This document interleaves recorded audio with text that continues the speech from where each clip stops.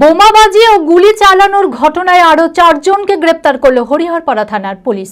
সোমবার রাতে হরিহরপাড়া থানার নাজিরপুর পূর্বপাড়া এলাকার একদল দুষ্কৃতী বোমাবাজি শুরু করে।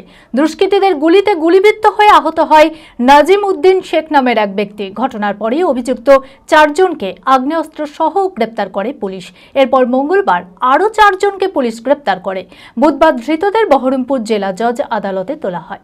মানসিক স্বাস্থ্যের জন্য সবার আগে যে নামটি মনে ভেসে ওঠে সুস্থ মনের ঠিকানা মনোবীক্ষণ।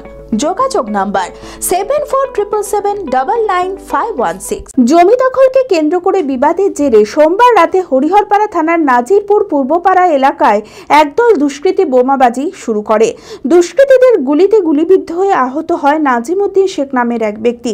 ঘটনার পরেই অভিযুক্ত 4 জনকে আগ্নেয়াস্ত্র সহ গ্রেপ্তার করেছিল পুলিশ।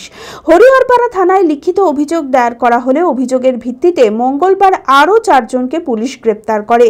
ধৃতদের নাম রোহিত শেখ, রাজিবুল ইসলাম, শরীফুল শেখ ওরফে টোকন শেখ ও মহরম শেখ। এরা সকলেই নাজিরপুরের বাসিন্দা।